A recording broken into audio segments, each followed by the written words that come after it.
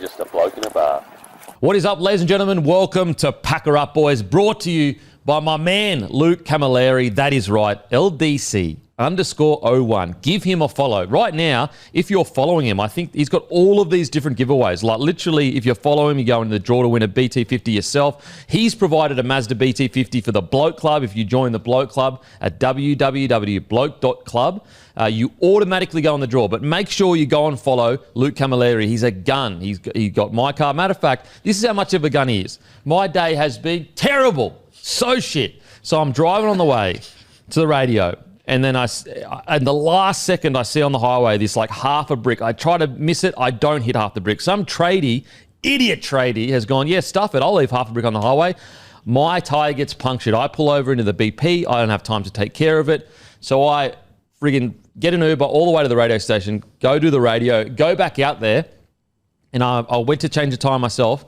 But because I was in a spot where there's cars parked next to me, I didn't have enough time to move anything, so I jacked it up, and then someone needed to park there, so I was like, shit, I need to get back here to do Packer Up Boys. But because Luke Camilleri is so great, I've got cover, baby, so I'll just call. They'll take care of me, and that's thanks to all Luke Camilleri, who took care of my car, took care of my wife's car, Jai Apataya, Alex Landraghi. He's also a Dragons fan, so Dragons fans out there, get around him. That is LDC_01. He's a legend. He's a massive footy fan, and as I said, if you need a car, make sure we sent you. He'll take care of you. He's the best in the business. Doesn't matter where you are from in Australia, he will take care of you. And as I said, if you follow him on Instagram, not only is he giving us a Mazda BT50 to give away to the Bloke Club, he also does giveaways himself on his Instagram. Like, trust me, you need to be following him. He's the best in the business. He's with Aspley Mazda.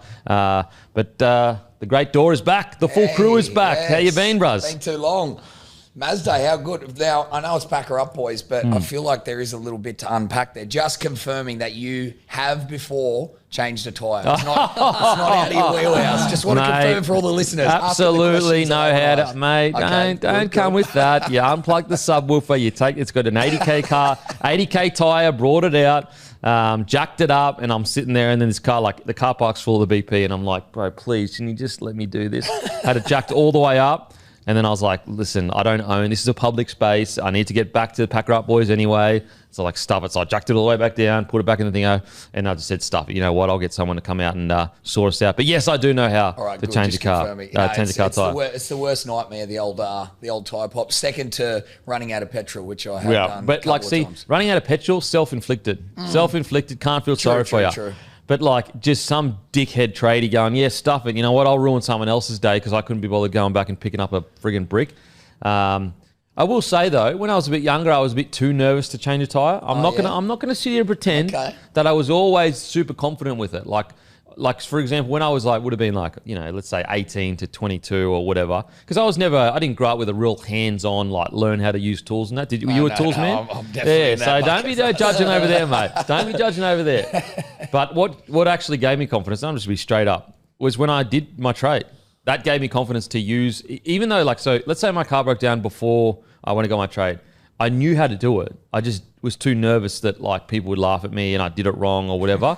But then once I did my trade, like I know how to use tools now. And like I know people that use tools now, are you fucking serious? Like you don't need to know how to use a jack or whatever. It's not that complicated. But when you've never done it before, you just get nervous. Like, I feel you. I mean, I was forced into it. I had the Nissan Pulsar at the ripe old age of 17 to 19, and that thing was a fucking Did nightmare. you YouTube how to? Come be honest. No. Who showed you? I feel like I'd been a part of a tyre change before, and I played a supporting role, so that gave me enough confidence to just be like, fucking figure it out, mate. I will say where to put the jack does change on different cars. Yes, it does. So I have run into that issue. Yeah, if you want to pretend like, oh, it's super easy, you know where to put the jack, it actually changes. Like, for example, under mine, there's like a little indent that you actually almost slide it into, whereas other ones just can have a flat one and all that kind of stuff. So hey, stay out of the comment section. Yeah, I've been on the tools since I was 2 years old. Like, yeah, turn it up, mate. Matty, what are you, mate? You know how to change a tyre? I've changed a couple tyres, but the last one I changed was about 10 years ago. So I reckon if I tried You'd now, be nervous, wouldn't you? I'll be honest. The last time I actually needed to, it happened, like I noticed it right in front of my house. So I was like, screw it, I've got cover. I'll just chill in my lounge room while I wait for the guy to do it. Because I had nowhere to be, so I was like, why would I do this when I got it for free anyway? So yeah, fair. Look, I'm feeling it does take 2 seconds. I will say though. Were you hungover? I can't remember. No, you know what? It was a working day. Oh, okay. So that makes sense. Yeah. That makes sense. There is one thing worse than running out of petrol, which I have done before, but this is something I have done. Have you ever put diesel in a petrol? Oh, brother, have No, I? I haven't. I have. Mate. No, but I've gone the other way. When I first got my Ute, my Ranger. Sorry, the other way. Yes. You can't do diesel and petrol. It's 2 impossible. weeks in, Yeah.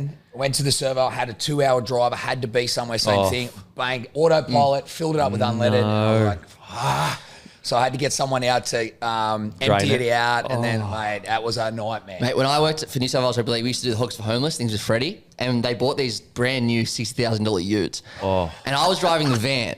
But the guy who was driving the Ute had to go, so I picked up the Ute. No one told me it was a diesel. I'd never used diesel, never filled up a diesel in my life, so I'm just used to putting petrol in. Would it stay in the cap? It says it, Yeah. But you weren't looking I'm for never it. looking Yeah, for yeah, it. yeah. Autopilot. So I put it in, and I'm in the middle of the national park when it goes down with no reception. Like no reception whatsoever. So I had to wait for someone to drive past, tell him to go into reception, and call Josh Perry, who used to play for Manly, who was the leader of the Hogs for Homeless. And then this took hours, and then I didn't trust that he'd do that. So then I asked someone else to go do it, and then asked him to come back. Anyway, it was just this whole So ordeal. did you actually drive off? Yeah, I drove off, and the car broke down. Nah, see, I realised at the servo. And here's the thing.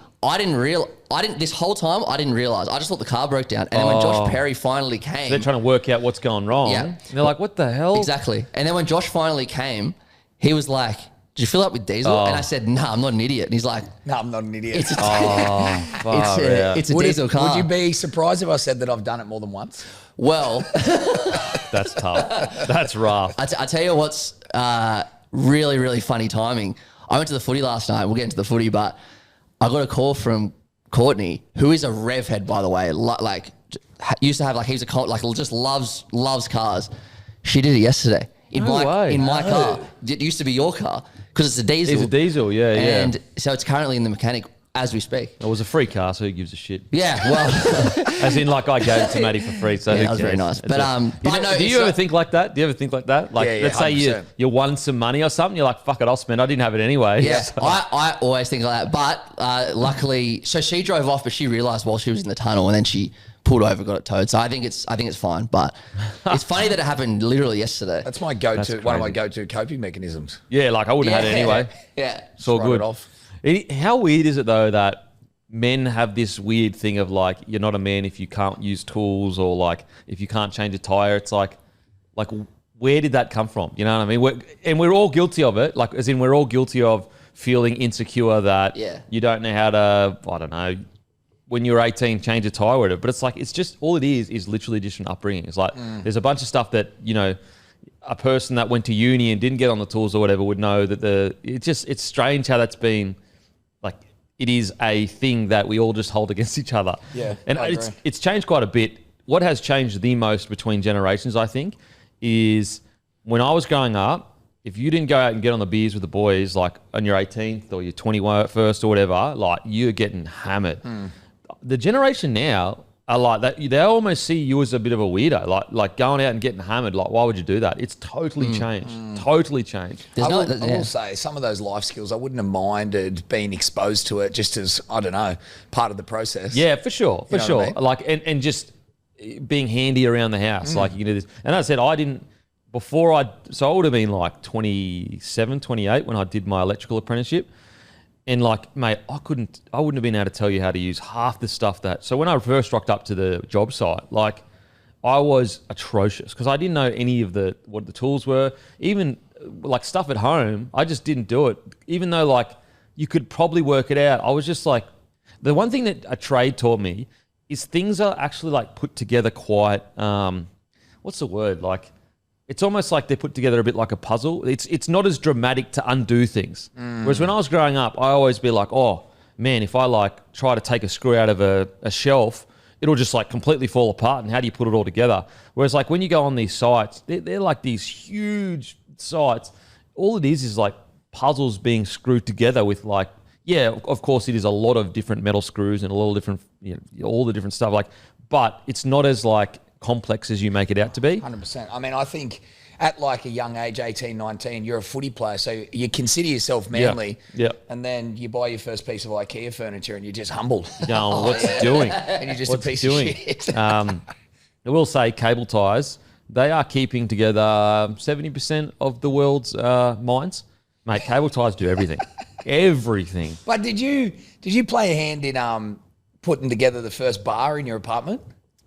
Yeah, I did that. Yeah, See that? There you go. There you go. So that was just That's a little moment. well. That was after I started my trade. Though. Okay, there you go. Yeah, so that's how I kind of knew how to true, use all the true, shit. true. So I just got the. I mean, I've forgotten all the names for it now, but like maybe the hole saw or something like that. Cut a hole, get that metal thing. Took that from work actually. That bar that hung the TV. Yeah. But anyway, that's the tradie life, baby. That's the tradie life. I put that table up behind you, and that's about all I've done. Nice. But it's from IKEA, and I had a step-by-step. I designed the studio. Did you look? I designed this studio. Oh, actually, so I helped build my bar on the Gold Coast, and that's where I got the lesson good effort. on how to. Well, like I had a proper chippy helping me, so I was just doing what he said, but I knew how to use tools. But like for example, the brick walls here in this studio, the idea I got from my bar because so the walls. So right now on camera you can see these wooden walls, and I'm sure you think that these were just, wood walls off the bat, but they're actually not. They're normal white office walls, and then we just put a plywood up and then over the wall and then attach these bits of wood that I got from northern New South Wales onto that wall, and then over there the bricks. They look like full bricks, but they're actually not. They're half bricks that you slide onto these rails, and then so I wouldn't have been able to do that without. I'll tell you what, the table there, mate. I got that on like Gumtree, custom made by this Chinese dude, cheap as anything, and it is gun. That is great. That's the table for the guests That's that you'll see. the interview, the 101 interviews, mate. That table, I think it might have only been like 1,500 or something like $2,000, and it's custom made. Like it's not just because all the tables I was trying to get when I was building this studio and designing it. I didn't want a table that was like too close to the guests, so I was like awkward. So I was like, I need custom distance between each other. But he did a great job. It's fucking still hanging in, which is good. But boys, as I said, well, all that aside, give the great Luke Camilleri a follow if you need a car. I'm telling you guys, he is the man to talk to. LDC_01. He is with Aspley Mazda. He takes care of some other athletes like Opatire, Alex Glenn, all that good stuff. And join the Bloke Club. It's at www.bloke.club. Right now we've got 30% off Musashi. We've got 40% off DMP shirts, 20% off Grumpy Coffee, 15% off Footy Bro trainers. Plus, as I said, if you join, you automatically go in the draw for the Mazda BT50. And over the next week or so, we will be drawing the winner of the first month's prize, which is $2,000.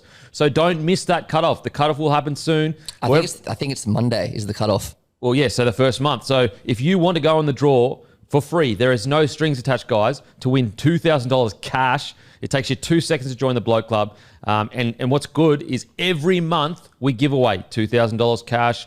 Sometimes it might be $5,000 cash. Sometimes it might be a trip to Bali. You name it. We're giving away prizes every single month.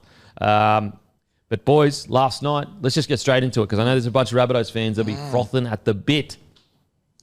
What it did for me last night is the first few rounds, I was like, I just don't see the Rabbitohs as a top 8 side. I wrote them off completely. Yeah, I wrote them off. I was like, it's going to be too late. By the time Trell gets back, Cam Murray's gone. It's too late. It's not going to work out. And now all of a sudden I go, absolutely they can be a top 8 side. I did not see that coming. I expected 0 from 4 at this point.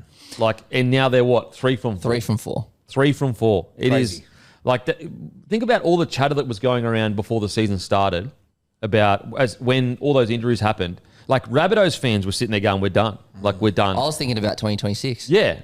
And now all of a sudden you're 3 from 4. And look, I know, Panthers fans or even people that hate Rabbitohs fans are going to be like, Panthers just played crap and all that stuff. But it's like Rabbitohs had players missing too. It's not just like the Panthers were the only team with players missing. We're talking about the 4-time premiers here. And I thought the Rabbitohs, like, not even a little bit, completely outplayed them. And yeah, they put the cue on the rack. Panthers came back to a degree. Yes, I felt like that try that was disallowed, I think that we actually usually are allowing that try as long as it doesn't leave contact with the hand. Unless there's a different camera angle that I didn't see. But every camera angle I saw, yes, it was slipping out of his hand. but it hadn't left his hand yet. I reckon that would be a try if the ref gave it a try. Yeah. I just reckon there was one angle over the top where it looked like it might have slipped out, so maybe that's why he said no. But First angle, yes. On face value, it's probably a try. Right. Probably, yeah. That's one of the worst I've seen. Well, what I don't get is like, it's a clear rule. If it doesn't leave your hand, so like, let's say I'm dropping the ball, but just as the ball gets to the ground, my top of my finger touches it.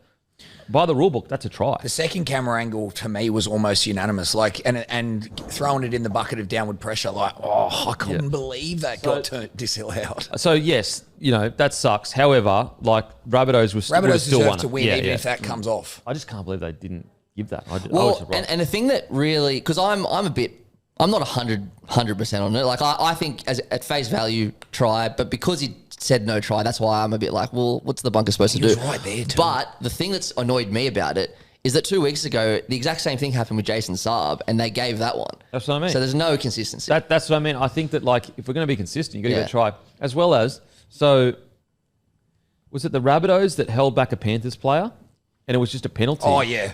And then the week before, Big Red's getting sent 10 in the bin for a way like a way more split-second decision. That a professional foul and a try-scoring opportunity. Yeah, there were players around him, but there was players around Big Red too.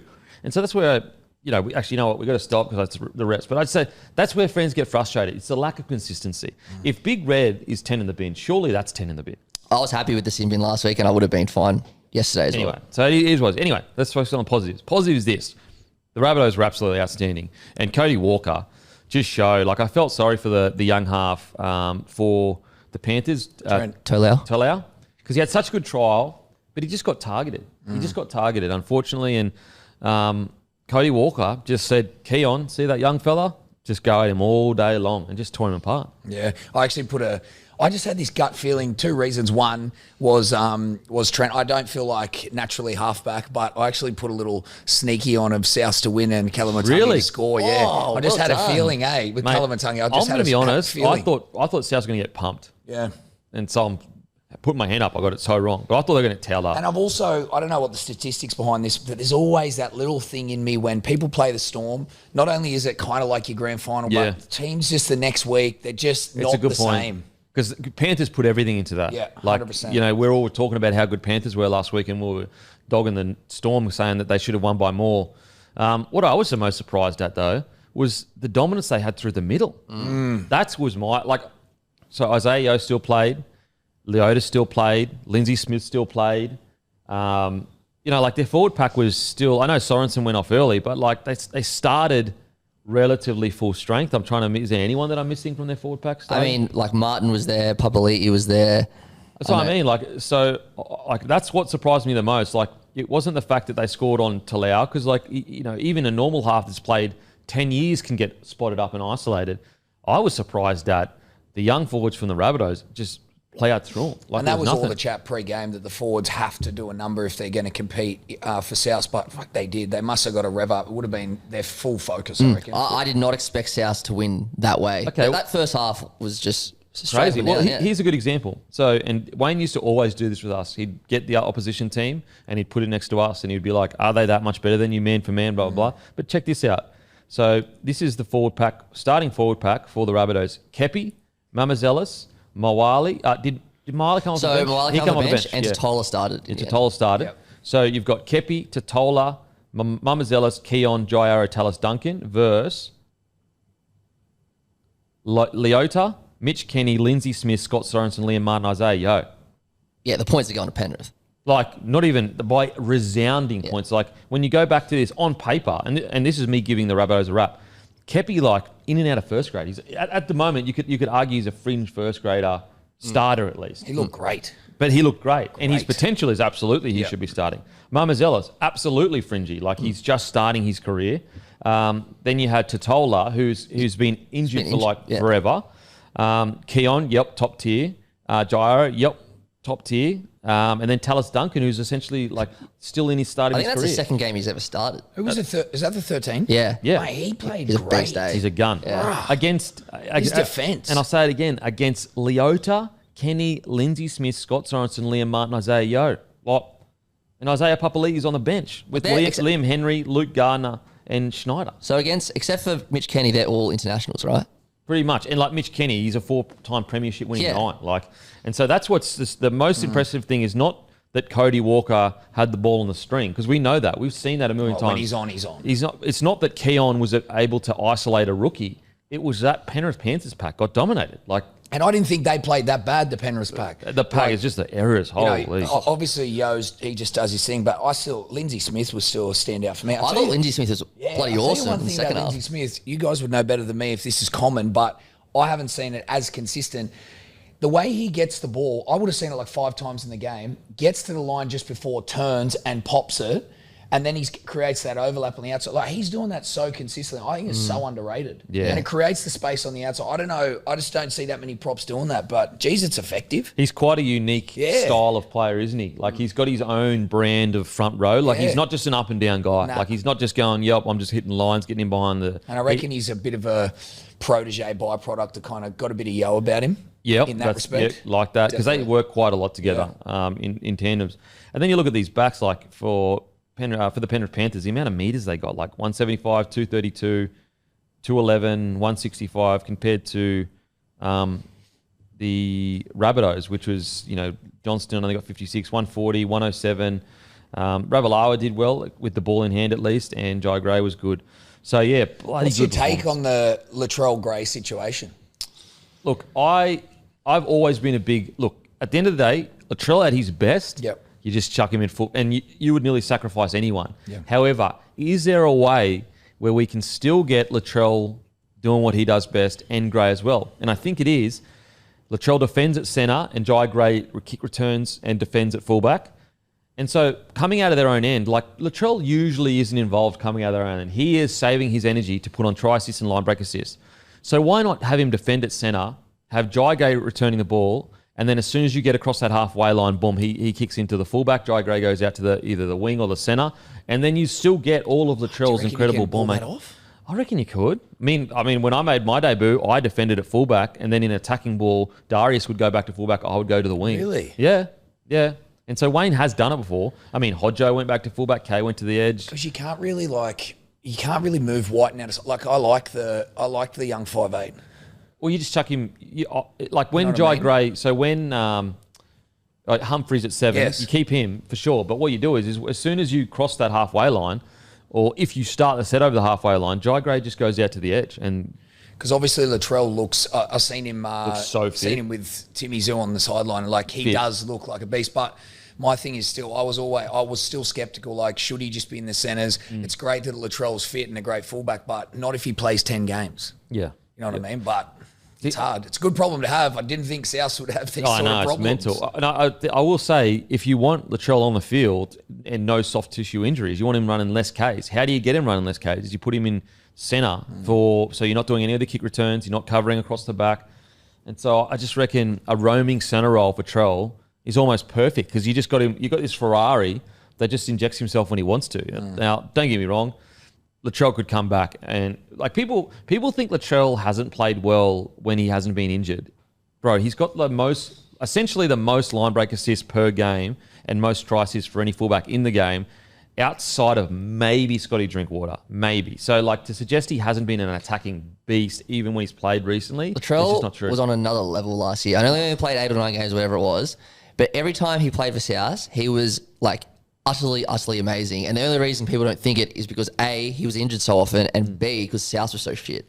Like, him being bad on the field last year is an absolute myth. He had like 14 try assists or 14 line break assists in like 8 games or something last year. It was only off a its handful head. of players that can turn a game like a Latrell. And the good thing with Latrell, if let's say you could get that roaming role suited, you wouldn't have to worry. He could just it'd almost be like NFL, where gas tank is no longer an issue. He just comes in when he wants to, goes fucking mental, then goes as a rest on the edge, does it again the next set.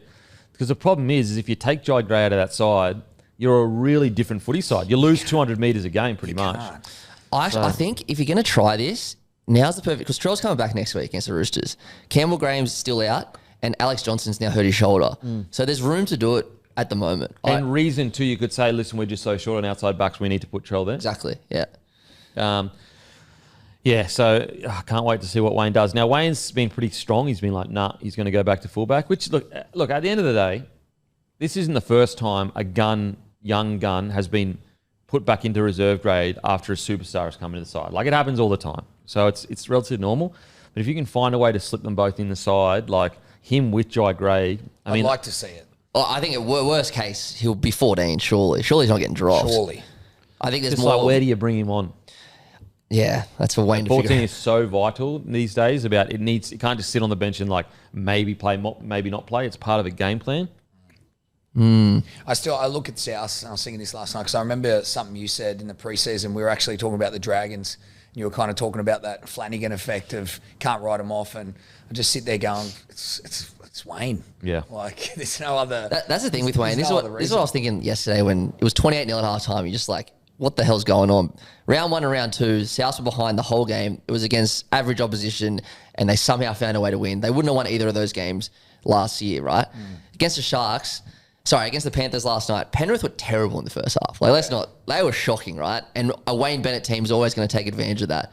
Last week, South got absolutely pumped in 30 minutes of the game against the Sharks, who were 10 out of 10. But the rest of the game, the final score ended up 27-12. So you, like, even if you're a much better team than South, you have to be absolutely on. Otherwise, a Wayne Bennett team's going to catch up on you. Yeah. And that happened last night. And it happened in the second half of the Sharks game as well. I think Mamazelis has been outstanding. I wasn't sure whether he could be an out-and-out NRL. I hadn't seen it yet, but he is just... I mean, he played essentially 80 minutes on the weekend, or last night. And just his ability to get out of dummy half, isolate, the smaller players, tipping it on. Does not look out of place one bit. Yep, and so that's where you could go, okay, if Mamazelis can pump 80 minutes out every single week, maybe you could, because at the moment you're carrying Jaden Sullivan on the bench. Yeah. And so maybe you could go Jai Gray replaces Sullivan on the bench and he can slip in the halves if he has to. But I just, the only thing is like, you kind of want Jai Gray on for as many minutes as possible as well as Latrell. But go back to your decision. If the decision comes down to Latrell's playing, who would you rather have at 14, Sullivan or Gray? You'd go Gray. So, yeah, it's a good problem to have, a real good problem. I've got to say, what an incredible performance from Totola. Like, he's been out for so long. He came back last week, didn't he? This was the first game he started. Yeah, but he came back last week, didn't he? Yeah.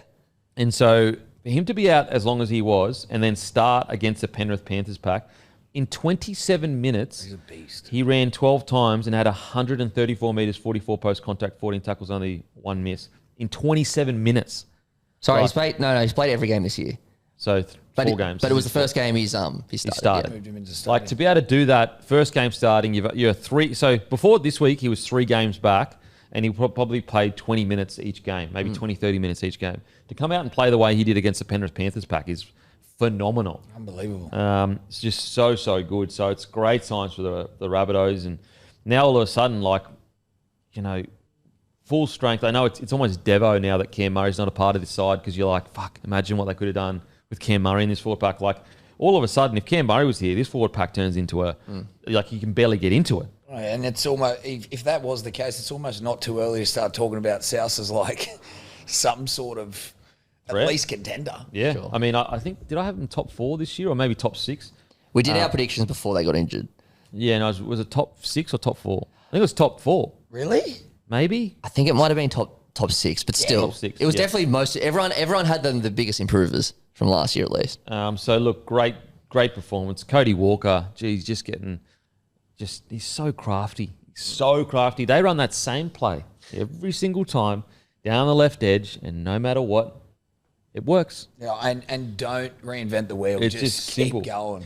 Jackie White, and also outstanding, super aggressive, far out. I don't know if this was shown on TV, but there was one point where it was happening right in front of me where he put his shoulder right into Liam Martin, and it must have winded him badly or something, because I don't think Liam Martin touched the ball for the last 20 minutes of the game. He couldn't keep up. Yeah. And he was trying his best, obviously, because he's a tough as shit. I know he's known for it, but Jackie White, he's a bad man. He's a mad man. He's the only bloke that would go hunting Liam Martin.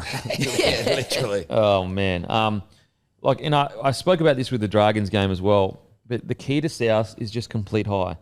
They completed their first 10 sets. They were dominating. They completed most of their sets in the first half. What do? They come out the second half and they went 1 from 4. And all of a sudden they're under pressure.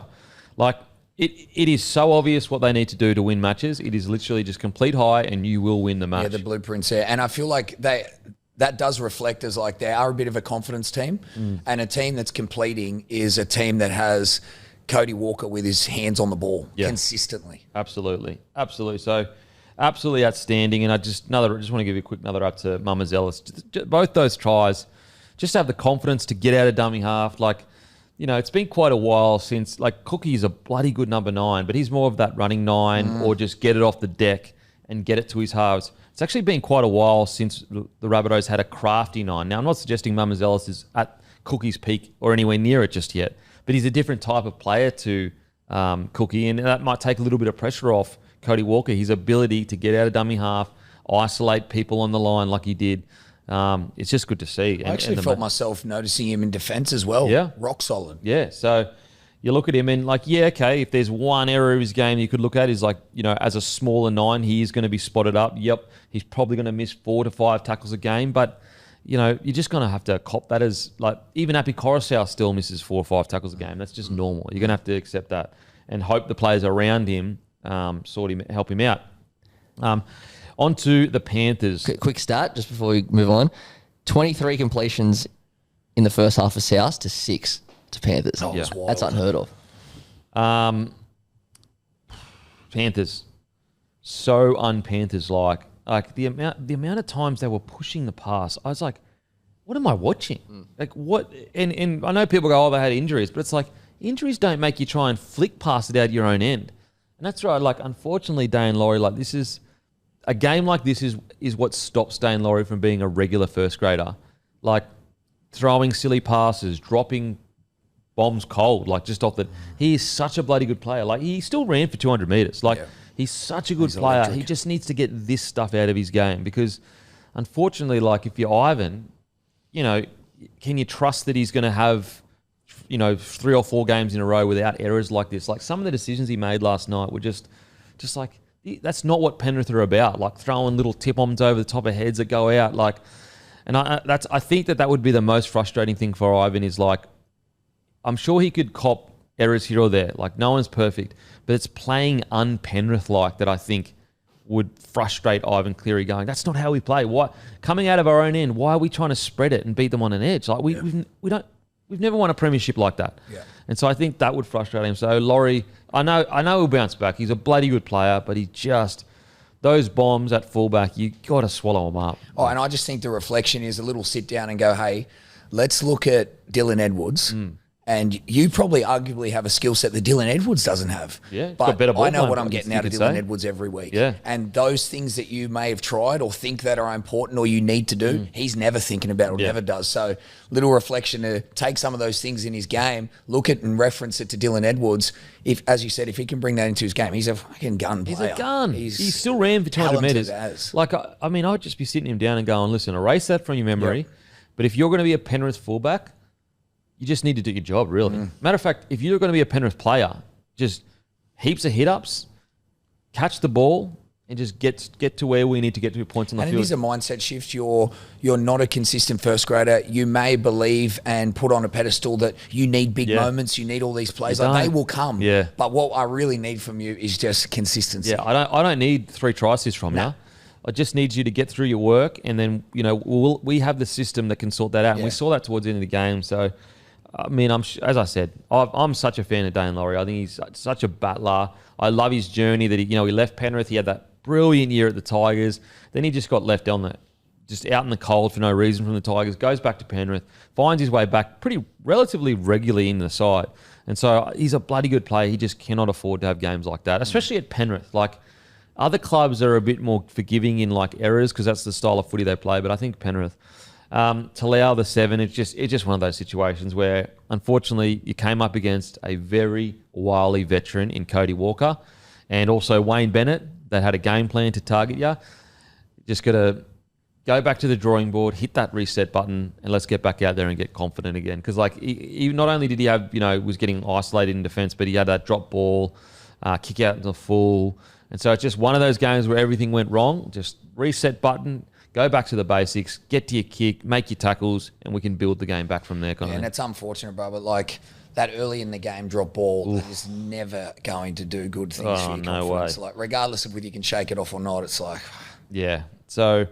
and look, we're pointing out the rookies. I know Laurie's not a rookie, but we're pointing out the fringies, and it wasn't just the fringies that had bad games. No. Like it was across the board. But the most surprising thing for me is that it's the first time in a long time that I've watched a Penrith side and gone, this isn't Penrith. Like this looks like a desperate, like the amount of times they would make desperate decisions, and like that's the one thing. Like Penrith, you can watch Penrith play and they can be behind by 20 and they are still monotonously going to go through that game plan to a T. Get to their kick pressure, get to their kick pressure. And granted, I get it. They've got a 6 and a 7 that are, relatively new or fringies, but that's what surprised me the most was how un-Penrith like they were playing. Desperate footy, not being patient, not building any pressure. And so, yeah, I don't know. And I think Ivan Cleary summed it up. He said, you're not seeing who we really are. Wait till you see the proper version of us. And I think he's right. I think to start the year, they haven't really played Penrith Rugby League. And they just need to get back to it. And look, in Penrith's defence, like, they have been decimated by recruitment coming in and taking their halves. Like, we're talking Sean O'Sullivan, Cogger, Katoa, now Luai. I will say... And look, it's not to suggest that Penrith, you've got to write them off and they're all done. However, we spoke about this before the season even started. Luai is the unique player in that squad that has dragged them through mid-season lulls without Nathan Cleary, without his injury. Last night, they desperately needed Luai. They couldn't afford to keep him, so I get all that. But I'm just saying, here truly was probably the first time we saw where Penrith were going... Damn, that player we couldn't re-sign last year because we're so successful? We really need him tonight. Whereas usually, it's Tungle coming through. It's Lindsay Smith coming through. You know what I'm saying? Yeah. Whereas last night, they desperately needed a guy like Luai to steer the ship. It's the old, you don't appreciate what you've got until you've lost it. I felt like that for Penrith. Like when they lost Luai, this isn't a Luai thing, it's because they've lost so many superstars in the past. I still thought they'd be sweet. And maybe they will be. I know they're conceding 30 points a game at the moment, but it's only round 4. But you're right. Like they could have used him last night. Well, there's an argument to be made because Cleary has had 7 or 8 week stints out. That without Luai they don't make top 4, and if you don't make top 4, you don't win the grand final. That's what statistics would suggest to you, or you most likely will not. We have no teams won since '96. And so when you look at it, you go, okay, Luai genuinely was dragging them through those periods, and I think last night was probably the first time for Penrith where you went. Yeah, you're starting to feel the pinch, and through no fault of their own, but success is starting to make it feel the pinch. Now, do I trust that Penrith by the end of the year will be a well-oiled machine, absolutely ready to rumble? Absolutely. But I do think that, and look, this is me just making stuff up and speculating. But if I was in Ivan Cleary's shoes, I'd probably be sitting there going, geez, we could have used Jerome Luai last night. Oh, mate, and that's maybe that's what makes Ivan Cleary great, because he isn't thinking like that. But I think it was the first time you really noticed a recruitment not at the club last night. Oh, and we've got the reference points of the Storm and the Roosters, who are always a great team, always had a great roster, and always had players coming through. But we got to remember, we're not talking about a team who's always been up there. They've just won 4 grand finals. You know what I mean? Every year they've been stripped of their players, as the good teams do. Yep. But I definitely thought this year was going to be more of a challenge. Without the likes of Dylan Edwards and Cleary, though, it's going to be a lot more difficult because those guys are just significant in their team. As you said, without the Luais, I just don't know if we'll see the same team unless they're playing week in, week out. And I think because we saw Cleary have all these incredible big moments in the big games for Penrith Panthers, it's very easy. Like, for example, 2023 grand final, everyone at the time when Luai went off injured was like, see, Cogger came on, we don't even need Luai. Completely forgetting, mate, Luai's who got you through half the year. And so because Luai, he's such a humble player, and I know that, I think we can see it now, the Tigers, the way he's given Galvin the front seat. But because he's such a humble player, whenever Cleary comes back into the side, he takes a step back. And so I think most Penrith Panthers fans, they're probably already aware of it, but I think they're probably looking at last night going, you know what? I probably appreciate what Luai did for us throughout the middle years. It's been 3 years in a row that Cleary's been out for quite a while, isn't it? Yep. And so, truly, like when people go, they only won the premiership because of these 2 or 3 star players. Here is a perfect example of, no, all 17, arguably all 30 players in a premiership squad win you the premiership. Not just one bloke. It's every single member of that squad, and you can speak to it at the Storm. Yeah, 100%. But I think what's very underrated is, you're right, when Cleary and Luai are playing, Luai plays a very different role. He's creative. He has these game-winning moments, but when Cleary wasn't there, he put the team on his back. Yeah. Like, it's true. And he played a different role. Yeah, absolutely. Before last year, we were saying, is he a 7? Is he not a 7? He came in and we're like, he's absolutely a 7. This is not a shot at Penrith Panthers. This is me commiserating with the fact that they have been raided by every club. Like, at some point, like, for example, if you're Penrith Panthers, even if you had a 10-year plan, mate, they've lost like 5 halves out of that 10-year plan. You can only plan so far back. Like, you can only go, okay, if we lose Katoa, we've got, we can bring in Cogger, or we can bring in O'Sullivan, or we can bring in Schneider. Like, at some point, you're going to get drained so much in key positions that it's like, you can't prepare for 15 years down the line. No. And like, even Talau, like, he's only just come into first grade. Like, if they didn't get raided by all these people, clubs trying to take their key players, it would have been a Luai-Cole combination. And like a Luai-Cole combination, we've seen what they can do. We saw it last year. And so this is not me having a crack at Penrith. This is me commiserating with, like, eventually, no matter how great, the greatest ever organisation you could argue, 4 in a row, at least one of the greatest organisation, eventually it's going to catch up to you with people coming and taking and stealing your talent. And that's why I get why the Panthers get so frustrated when they lose, especially when they lose homegrown talent, like a guy like Luai, because they're sitting there going, mate, we developed him. Like, now some other club like the Tigers get everything that we built up, and we didn't lose him because we didn't want him. We lost him because we simply couldn't afford to keep him. Look, as I said, they'll be ready business end of the season. The biggest surprise for me last night was just the forward pack looked a bit behind the 8 ball as compared to what they usually are. And also, they're leaking so many points. I'd love to know what the start of the year there, because like a couple of years ago, when they lost, they'd only lose like 16-12 or 14-12. Oh, I heard this stat, Matty. What was that? They made a comparison of the defence, the points that they've leaked, but usually their average... It's like 12. The average is around 12 to 14, and currently it's 29.5. So that's the concern for me, is like, that's the big elephant in the room that you can't escape. Yes, it could change, but you've still got a relatively good forward pack. Your outside backs are, you've got To'o, Alamotti, Tangor, McLean's a gun coming through as well. You've got some bloody good outside backs as well, but you're leaking 30 points, essentially 30 points. That's the concern I have at Penrith.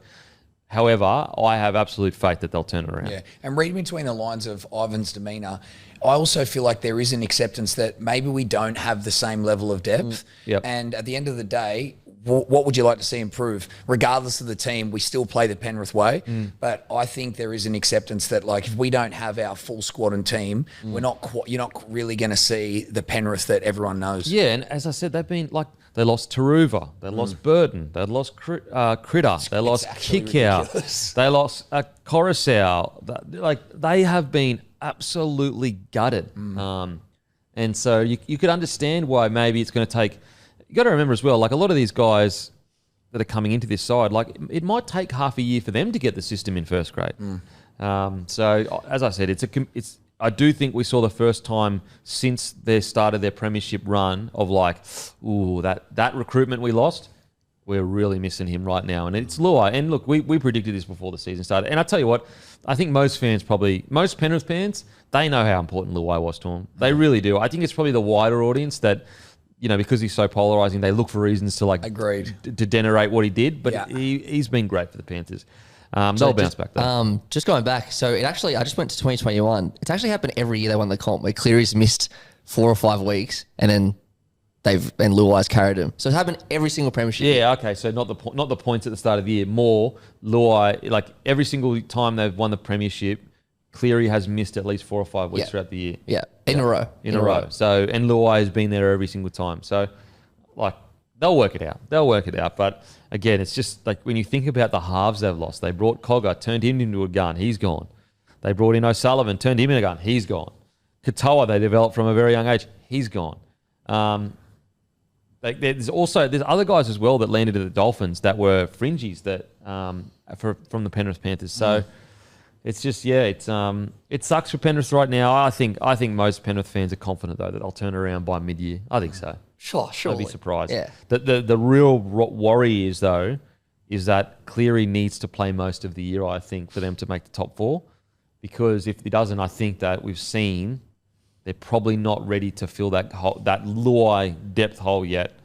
But yeah, anyway, make sure to give us a follow on the Sportsbet feed, guys. Type in Bloke, give us a follow. You can copy our bets. I've got a bunch of them on there at the moment. My one at the moment that I think is juicy, I think it's real juicy, that you might like to copy on my feed. Go to my Instagram story and you can just press the copy there. But I'm going to go, and this is for a value. I'm going Bulldogs head-to-head. Anytime Mulatalo, anytime Connor Tracy, that's getting you 18.50 against the Sharkies. I've seen that. That's strong. It's strong. Value, plenty of value. And as I said, don't forget, guys, give LDC_01 a follow. Luke Camilleri, the best in the business for cars. And you've got to give him a follow on his Instagram because he does other giveaways all the time. So you don't want to miss it. You've got to follow him. And it's a good way to support us as well. Show them that by coming on and being partners with us, it's a good thing. Also, just a reminder, new segment is coming, not this Monday coming, but the next Monday. So cannot wait for that. One of our biggest, when you weren't here when we were talking about last time, we spoke about last week. So we were supposed to have this round 1, this new segment of the Monday show. One of our biggest weaknesses on the Monday show, and maybe every show, is like we don't have the phone numbers of all the right people to call when a big story happens. Yes. Whereas a new segment, we're gonna have connections to the right people that can tell us the details of how things went down. They can call the right people, get the right information, whether it's contract values, whether it's how things went down. For example, like the Dylan Brown contract negotiation, we'll be able to have someone that can tell us literally how it all went down. I love it. Went to their house, spoke to O'Brien, had dinner with, so that's going to be the new segment. I can't wait for it. It's coming soon. Don't forget, Garrick is your Hungry Player of the Week. $7 off Asian food. Minimum spend is $20. Use code Garrick. And also, KO can't miss, guys. A massive thank you to our partners over at KO. Got some really, really cool content coming up with KO, with Timmy Zoo. So that's all thanks to KO. You can't miss it. And round 4, regular season upon us. Watch every game live in 4K with no ad breaks during play on KO Sports. Don't miss out on all the action. Get on board today. Look, if it's sport, you can't miss it, and it's on KO. The best in the business, guys. Get around it. Now, the Ashes have been announced. The Ashes have been announced for Rugby League. 22 years since 2003, the Kangaroos toured the UK. There will be 3 games in late October, early November. The games will be in London, Liverpool, Leeds. How good. I've already emailed the NRL and said, listen, I want to do something together. Whether it's like some tour vlogs with the boys 100%. Or something, just to connect the Australian side with the younger generation. Yeah. I do feel like they're not as connected as the back in the day. Yeah, I agree. So hopefully the NRL are keen because I'd love to be able to travel with the team and create just sick content. Good. It'd be so good. And as I said, I think it would connect that team back with the younger generation again. So hopefully they answer my emails. Yeah, but boys, what do you reckon? Firstly, I love that we have 2 Ashes series this year, the rugby league and the cricket. It's going to be, we were just talking to Nathan Lyon the other day. It's going to be a huge Ashes series for the cricket boys. But yeah, I was actually look back at the last Ashes series that in rugby league, 2003. It was actually quite close. Australia still won 3-0, but the scores were 22-18, 23-20, and 18-12. It just shows when it's Australia versus England, both teams, no matter who's the big underdog or who's the favourite, both teams get up for it big time. How competitive do you think it will be? I think so. I mean, I think England's been pretty good the last time we've played them. So I think it'll be competitive. And also, when the boys tour, that they're not as locked in as they could be. What do you reckon? Yeah, I think so. I think just because of the Ashes and the legacy and the history, I think we see a different brand of footy. But, mate, I will say you've got to think all the boys just pinning that on the calendar. Some of the story, it's one of the main things. If I think about all my times through all the different clubs, and you sit down, and I was talking to the older lads, like all the stories were from the England tours, and I was like, oh my God. It'd be hectic. Right. Hectic. So, yeah, that's going to be sick at the end of the year. Also, Justin Olam retires, won 2020 grand final, Dally M Centre of the Year 2021, 104 Storm games, 13 Tigers game, 14 tests for PNG. A massive congratulations to Olam. What a bloody career. Such a goat. What was the actual final, like it was the reasoning, the medical injury? It was a knee injury, last year, unfortunately. Mate, I just like playing with Justin. Obviously, I built a pretty close relationship with him. I got the opportunity many, many times through both reserve grade and my time with the Storm to just chat to him about his journey. And I hope at some point someone takes the initiative to properly document his journey, because the story is unbelievable. How he comes, like, I'm talking deep in the mountains of Papua New Guinea, just by chance made his way to university and then started playing rugby league very, very late. And to see his progression, it's very underrated and it's hard to get a grasp on it, but his education and how his footy smarts goes far beyond him just being a brick wall and launching into people. Like it's just very underrated. Unless you ever got the chance to actually play and train with him to realise how special a talent he is. I mean, my hope is that, and I'm pretty confident that he'll be a big contribution to the PNG movement and the rugby league team in the future. So hopefully you're part of the PNG coaching staff potentially. He'd have to. Like I said, what he knows about footy and doing his apprenticeship at the Storm, like such a great player. But wish him all the best. He's just a legend of a bloke. Don't forget, guys, grab some Grumpy Coffee from grumpycoffee.com.au. We all got a subscription as well. So once you subscribe, it comes to you once a month. Don't have to think about it again. Bloody beautiful coffee. We've got some huge plans for Grumpy Coffee, so get in early, guys. We've got some single origin ideas in regards to flavours that we might be bringing out soon. You want to get around it. grumpycoffee.com.au. We've got every day. Got very grumpy. It's a beautiful blend, guys. I'm telling you, both blends are beautiful. I like the everyday. Also got pods.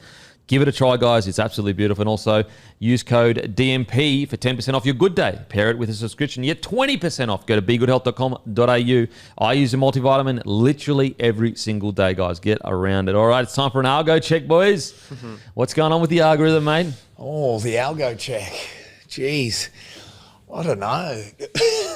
I will say that just of late, I actually went through, I don't know if have you ever had a lower back injury, Kempy?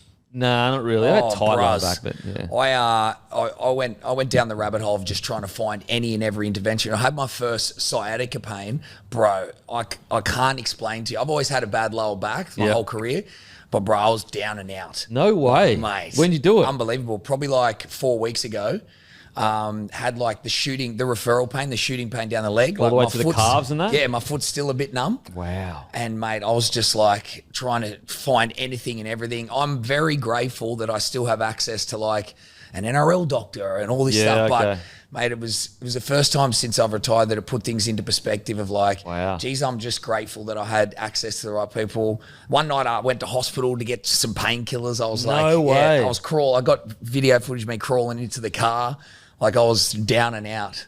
Wow. So what'd you do? How'd you do it? No, it just sort of popped up. It wasn't an incident, like no big weightlifting or anything. So like you that. just were woke up and it was like that? Yeah, kind of, and just gradually got worse. And then, mate, to the point where I was just couldn't put my clothes on, couldn't move. Wow. It was wild. So, and like I said, I've just been going down that rabbit hole. But one thing I am committed to, like everything else, as I said, I've got access to good people. I've got access to like the rehab and everything else. So I kind of just feel like it's my obligation to document it and give people whatever the tools are or whatever the things that I've done to at least be pain-free and try and move forward.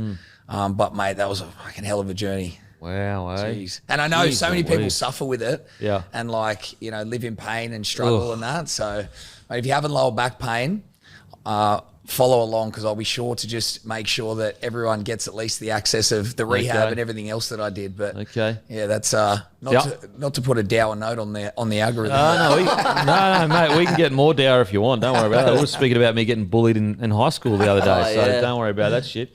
Hey, Matty, what's the algo looking like, mate? Firstly, that sounds horrendous. Secondly, just quickly, You know, when stuff like that, that's why these days, like, I'm trying to get as light as possible because I just feel like the lighter you are, the less chance shit can go wrong like that. Maybe it's bullshit, but I've always found that the lighter I am, the less achy I feel in my joints, whatever. There's something in it. Yeah, maybe. I don't know. Matty, sorry? So I started watching Adolescence, as you said last week. Oh. And okay. if I watched it, if I like started watching it on a Sunday, I would have easily finished it that day. Yeah. But every night I've watched it with Courtney. I've turned it on at like 10 p.m. So I've only watched one episode.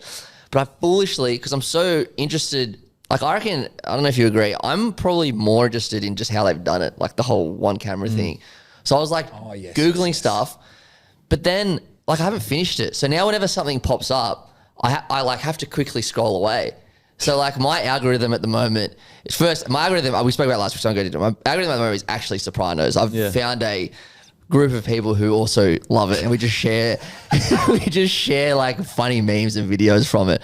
But this like Oscar-winning performance from the kid in episode 3, all this stuff keeps coming up. Wait, because people want to know. Because there was some carry on in the comment section. Oh, no, it's the worst show ever. Let the people. I don't know what you think of the. What do you think Adolescence? Of it? Yeah. Okay, so I haven't finished it yet, so I'm not going to like say anything. But every night that I've gone to bed, I've been ropeable that I can't keep watching it. It's incredible. It is incredible, and just how they've done it. No, you know, that person that commented last time, it's like, don't listen to Denner, man. It's shit. It's like, what are you watching? Like, and what I don't get with that as well, like everyone it's getting like 97% out of 100. So I'm just I'm an idiot, and you know more than everyone else. Like it's just thanks. It's 1-0 to me. I haven't heard about this. I need to get. Sorry, keep going, Matty. Yeah, I was skeptical because like I'm not usually a big, TV person or whatever, but I can't believe how good this show is. It is unbelievable. Yeah, see, I'm not.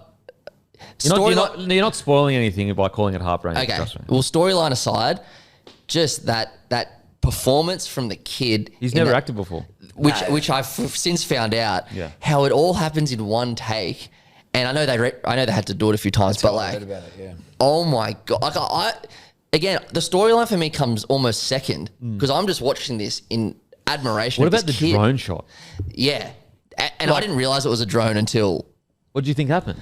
Well, I don't. No. I did when it happened, okay. but like I wasn't thinking about how are they filming this. But then when it went up, I'm like, is that a drone? Crazy. What the hell's going and on? And all here? in one shot too. That's what I mean. Then I thought back. I'm like, how did they do that? Mental. So that as the one shot comes, another team comes and attaches the drone to the top of it, and it. What's the whole one shot thing? Like, what's the purpose behind trying to achieve keep that? you. It's a really good technique to like keep you engaged in the story. It's almost like you're there walking with them. Gotcha. Whereas when you cut different angles, there's a separation between you and the movie. It's like, for example, whenever you watch like Blair Witch and it's from the VCR, it kind of makes you feel like you're there. The one shot here, it forces you to really reckon with what's going on in the thing. It forces you to be like, shit, I could be at a school, and shit, my son could have done this or that, or that could have happened to them, and blah blah blah. It's just so well done. I have to keep reminding watching this. That's on Netflix. Netflix just yeah. I find myself like kind of expecting a cut to happen, and then reminding myself that no, we're in this until the episode finishes. Yeah. And when we say one cut, it's not just like a room that it just follows him around. No, we're talking like they can go to Bunnings from here, and that everything is timed perfectly. Like they can literally halfway through the shot. So you could have walked like 3 or 4 Ks just in this one shot, all through school, and then someone else walks past the camera, and then now it's on them. Now the rest hard to do, mate. They took like 10. They spent 2.5 weeks just rehearsing the full on episode all in once, and then basically they just did it. They just went boom, and then so they shoot the whole thing. They like for a lot of the episodes, like 8 times they had to do it to get the right one. And then it was like 5 times, and then it was like 3 or 4 times. Just crazy. I just can't believe someone would say it's objectively amazing. That's what I mean. It's absolutely incredible. And there is I can get it if in your head you thought it was going to be this like crime thriller and like twists and turns of who did this and who did that. Like I can understand there, but for what it actually is, it's nothing short of incredible. I don't know how it ends, and I am so excited to go watch this episode. I cannot wait to watch episode 4. The last scene is. Honestly, if the last scene doesn't break you emotionally, you're just not human. Yeah, I just feel not bad. I human. was on the bandwagon. I'm out of the loop. I broke the Ethernet cord. My TV's not working. I'm watching it on the phone. Sorry, Kempy. One thing I will say, I'm filthy at myself for not remembering this. The pyramids. Have you seen the new news on the pyramids? Okay, what's going on? Have you not seen it? Something about something's underneath them or some Something's shit? under that. Matty, come on, mate. Yeah, that's what I was. Yeah. The enthusiasm for the movie, and then the greatest believe it. discovery in mankind. Something's going on underneath.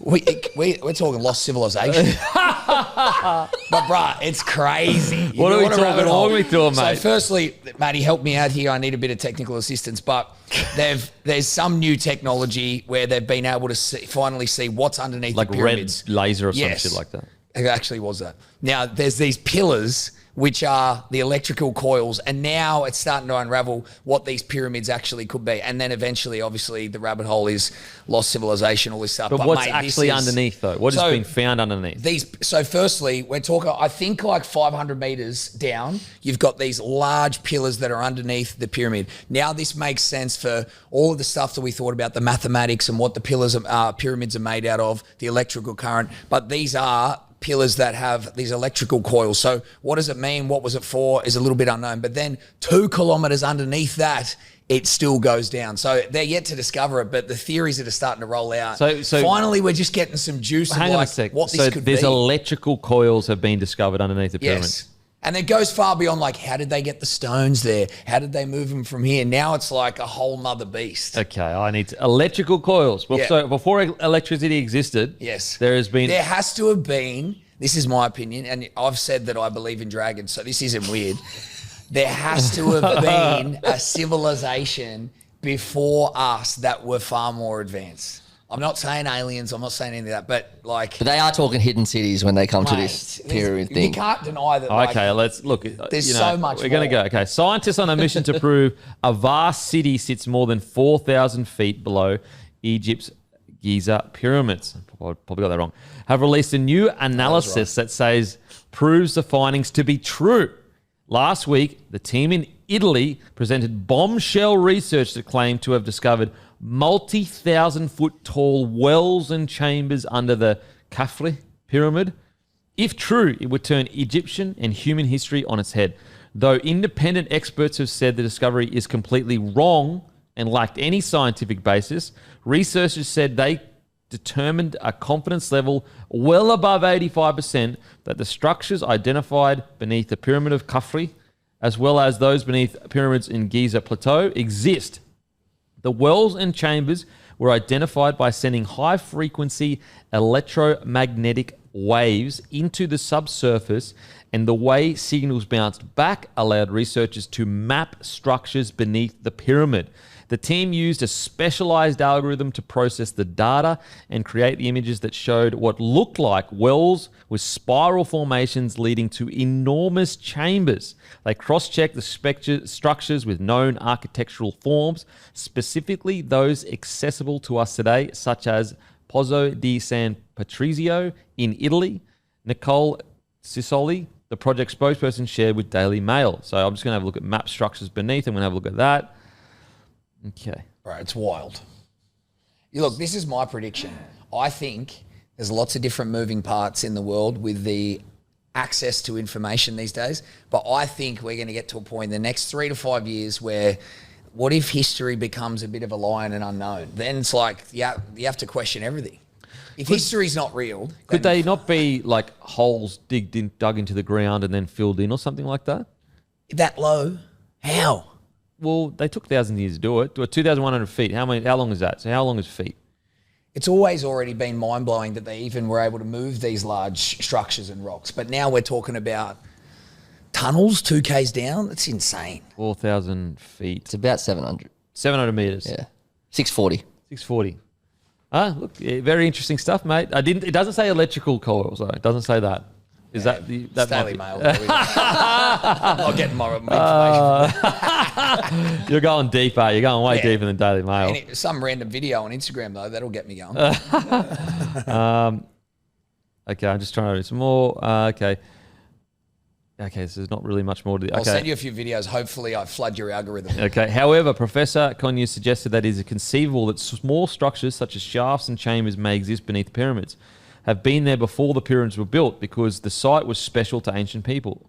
He highlighted how the Mayans and other peoples in ancient Mesoamerica often built pyramids on top of the entrance to caves or caverns that had ceremonial significance to them. The team claimed they found 8 wells and 2 enormous enclosures more than 2,000 feet below the base of the Khafre pyramid, and entire hidden world of many structures another 2,000 feet below.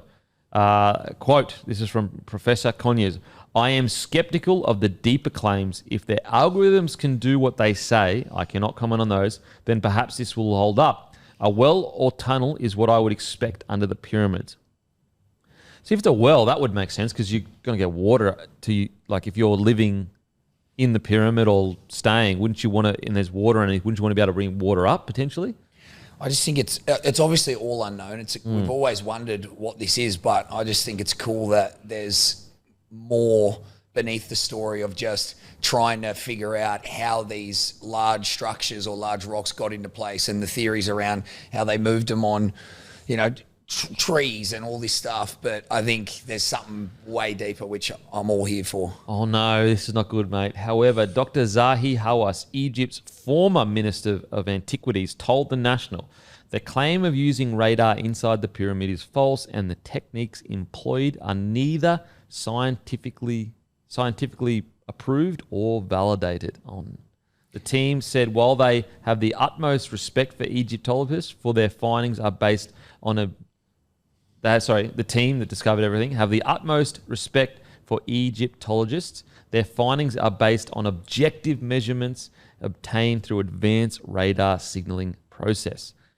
Wow, okay. Appreciated, but I'm here for a little bit of assumptions. Mate, the scientists are just very black and white, obviously, until it's proven. Look, it's interesting, that's for sure. The team also believe that the shafts and enclosures are around 38,000 years old.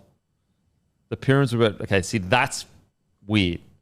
It's wild. How could they be built 38,000 years old, whereas the pyramid's only 4,500 years old? That's crazy. Well, there you go. There you go. That's a good algo. That's a good algo. Let the boys down the shaft have a look. Let them down, mate. Let them down the shaft to have a look. What's your algo? I'm trying to think what's my algo been like lately. I haven't had much going on, to be honest. I've been so busy with work and that. A fair bit of the Adolescence movie has been my algo. But other than that, I haven't really had that much going on in regards to algo. I'm trying to think of. I've been watching Drive to Survive on Netflix. Bloody good series. Got me involved in the F1, liking F1. But outside of that, boys, time for some tips. Roosters, Gold Coast. Titans paying $2.74. I'm going to have to back the Roosters. Love 274 for the Titans. 274, juicy as anything for the Tiger. For the Titans. Dolphins v the Broncos. Broncos, but Titans with the start. This is a derby. They'll get up for it. 435 is juicy. Even though I've got the Broncos winning. Dragons v Storm. Everyone keeps saying the Dragons. I think the Storm's got this. Yeah, I agree. I don't see the Storm losing. Storm are going to win. They do have people out, but I think it'll be close. Okay. North Queensland Cowboys versus the Raiders. This is a tough one. See, I reckon this is the value bet of the week. I can't believe Raiders are $1.94. Surely the Raiders... Cowboys were really good last week. I think the Raiders are significantly better than the Cowboys, but that's just me. I know it's up in Townsville. Against Manly. Yeah, but... It's up there too, isn't it? That's Ricky, look, I reckon no one loves a bounce back more than Ricky Stewart team. I reckon the Raiders are my bet of the week. Here's value bet of the week. Bulldogs $3.90. Yep. And I'm getting on the line, eating the line up. 11.5 the line is. Get around that. I'm tipping the Sharks, but it wouldn't shock me. The Bulldogs. $3.90? I know, they're not $3.90. The Sharks aren't that. The Sharks have been good, but they're not like. Sharks are unbackable. Those odds are too short. I'm saying Sharks are going to win, but that is juicy. Yeah, absolutely. Head to head, I'm choosing Sharkies, but value wise, I'm going For sure, yeah. Manly versus the Eels. Eels $6. Gee. I don't know about this game. Not with all this shit that's going on this week. I reckon Manly might come out and fucking go nuts. But they've lost Paseka though. I reckon there's an equal chance that they could win by 50 than they can get beat. just with all this happening, and it's terrible weather They lost in Sydney this weekend. which is such a fucking big Yeah, loss. it's Can't shocker. back the Eels. Yeah, Oh, I'm not backing the Eels. I'm just saying, I don't know what's going to happen just because of this whole DC yeah. thing. Tigers, Warriors. I reckon Tigers for sure. Yeah, I reckon 236 with the Warriors is juicy. Alrighty, that's gives the great Sandor a follow. Give Matty a follow. Join the Bloke Club. The cutoff for the first month prizes of $2,000 is Monday, but we'll be giving away prizes every single month at www.bloke.club. But also, mainly, make sure to grab some grumpy coffee. Beautiful, beautiful coffee. You will not be disappointed. And as usual, we'll go and fuck ourselves. Thank you. What's gambling really costing you? For free and confidential support, call the number on the screen or visit the website.